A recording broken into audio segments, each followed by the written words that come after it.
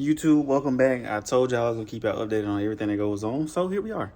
So, as y'all can tell by the title of this video, we gonna be pulling the trans because I had a problem with trans. I wouldn't change. Well, let's all backtrack a little bit. So it all started because one day your car. So one day I was just driving, and I pushed the clutch in, and it started to feel funny, like the engagement started to change or slip or something like that. So it been doing that for like 2 weeks, 3 weeks maybe. And I prolonged it. I should have checked it right then and there, but I didn't. So, long story short, I changed the slave cylinder, the master slave cylinder, and the clutch slave cylinder, the one on transmission and the pedal. Right after I changed it, it stopped going into gear. Bled it thoroughly. Me and my dad bled it thoroughly multiple times. It would not get the same feeling back. So at this point, I'm just at the point where I'm going to pull the trans so I can take a look and see if anything inside the transmission is damaged, because I would rather know that everything is inside the transmission is good before I just start throwing a bunch of parts at it. So here's where we at now. So the car sat for probably like 3 days, 2 days really. One day was because of the fact that I had to wait for it to get towed home, but now it's home. So I just put it on. I literally just brought it in the garage. Me and my girlfriend, she just helped me got the car and whatnot. So this is the point I got it now. I got both wheels off. I'm about to drain the transmission because you don't want to mess. You definitely don't want to mess. And I'm going to go ahead and pull the transmission out and see if the clutch is good, the pressure plate is good, and the throwout bearing is good. If all those are good, then we just going to go ahead and leave it to the hydraulic system, which is the slave cylinder on the transmission, and where is it? The one back here.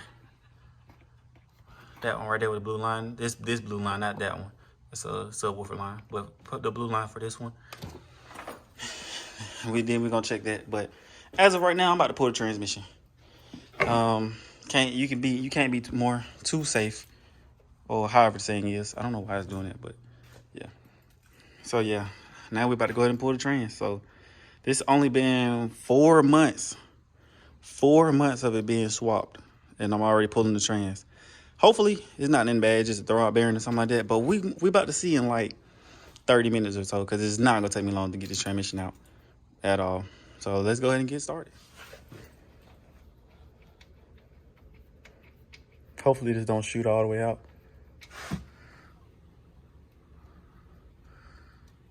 Oh, also, I use oil, motor oil for my transmission fluid. Don't judge. I heard older Hondas can actually rely on that, and I wonder if that's part of the reason why it's doing this. We're gonna find out, but yeah, it don't look flaky, but I could be wrong. All right, y'all, so right off the bat, I already noticed something that's bad. These bolts mounts into the transmission. As you can tell, it's a little gap through there. You can see light. It's not supposed to be like that. So that's number one. The bolts on this backed out. That's one. These seem fine, these three right here, but I'm gonna go ahead and change some other things on this. I'm gonna keep the mounts. I'm gonna change all this and change the mount in the back, because I was supposed to change the mount in the back to begin with, but I was too lazy to get down there and do it. So I'm gonna go ahead and do it. More so it's too lazy because I forgot to do it when I did the swap.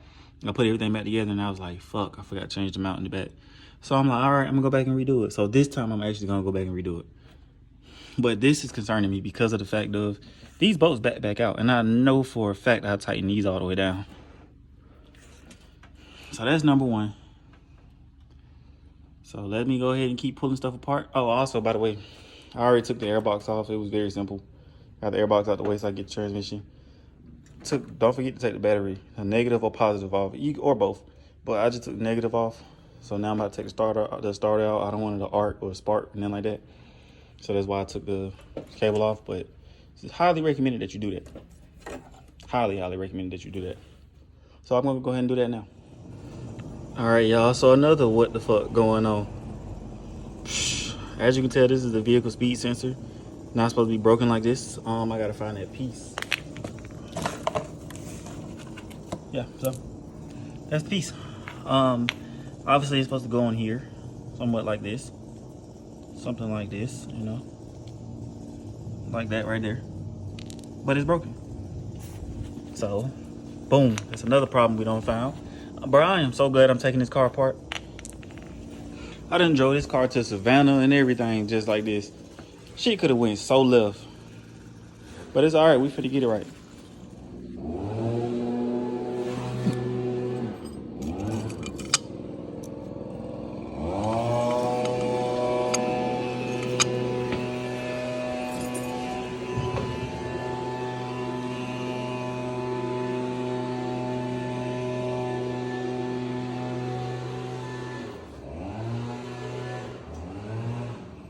All right, y'all. So I got the transmission pulled out. It's nighttime now. Me personally, I don't feel like it's supposed to look like this. It looks like it's been, I don't know, melted maybe. But if you also, I'm trying to get this off. That look like the, can't remember the name of it. The little seal that sits in between. I ain't what's the name of it. I can't think, bro. I can't think, but it's a little small, the little circular pinion. Not pinion, I don't know if it's pinion, but I forgot the name of it. But it's a smaller circular thing that you gotta tap in. And it's this right here. Last time I checked, this is supposed to be in the transmission because I tapped it in the transmission. So, I'm trying to get this shit off, but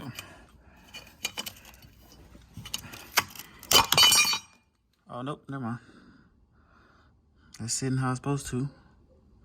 So it probably honestly was just a hydraulic problem. I'm gonna do a little bit more further diagnostics, but I might replace this throwout bearing. Look a little worn. I'm gonna replace this throwout bearing. I want to get a new fork, but I don't know. I feel like the fork is all right, but I want to get something that's more firm, man. And we'll just trim this out the way.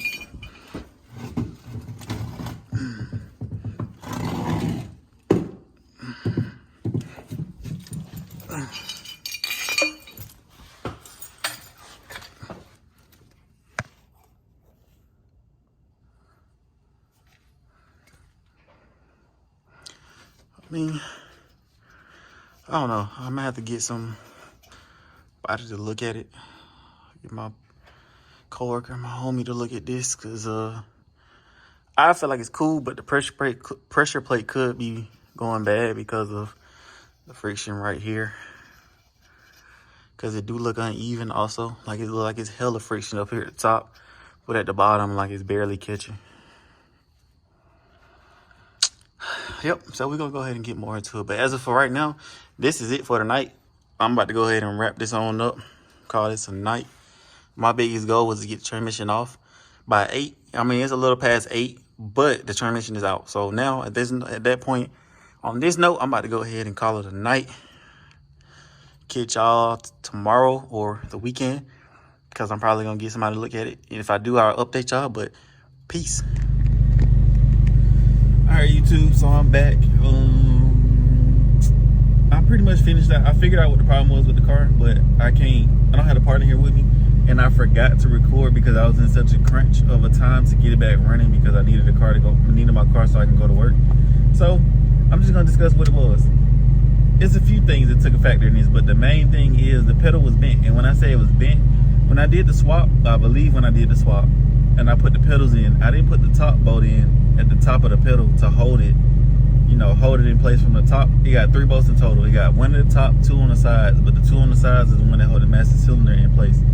So what happened with that was I put the 2 in the side that hold the master cylinder in place, but never put the 1 at the top in. So pretty much the rod itself that was on the master cylinder was always at an angle.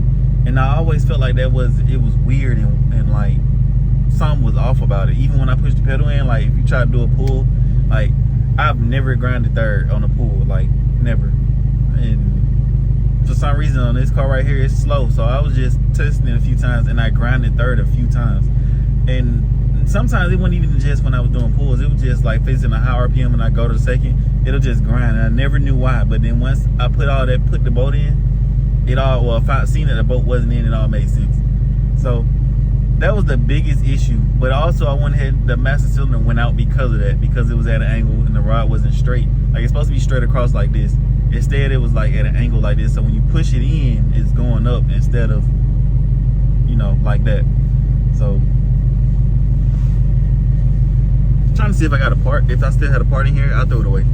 So yeah, that's what it was, the master cylinder itself. So it's so wild, man, because I took this transmission out 3 times, or 2 times. I took this transmission out 2 times, took the clutch out, flywheel, pressure plate.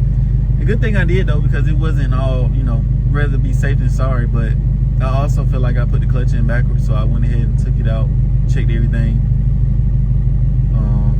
went from there. So you can never be more safe than sorry. I just want to make a quick update as to what happened. I know y'all don't want to hear all that talking, so I'm gonna keep it short and simple. But yeah, moral of this point and moral of this story: the master cylinder and the bolt that was at the top of the pedal. So always double check and make sure everything is where it's supposed to be at before you just go ahead and just start replacing stuff and taking stuff out. So on that note, I'm out. Like, comment, subscribe. I'm gonna try. I'm not even gonna say that. Like, comment, subscribe, and your boy out of here. Peace.